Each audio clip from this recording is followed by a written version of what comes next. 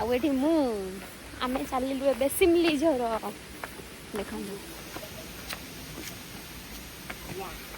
कि कष्ट अरे सीरियसली केही भी नहाती अरे आमे काहे जो कर झरणार आविष्कार के तू ही करथिलु तेबे तो मन रहि जाई देखो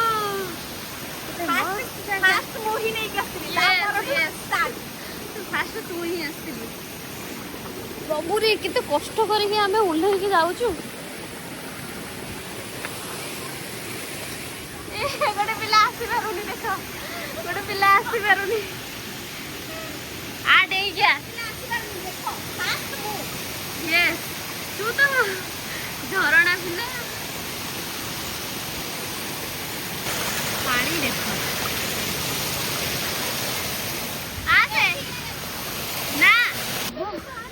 वीडियो बने बने लेके जबा यस फोन टा दे दे भाई फोन भांगे जबो कि रास्ता देखो केमिति रास्ता कष्ट ना चपल आहे तुम पत्र पत्र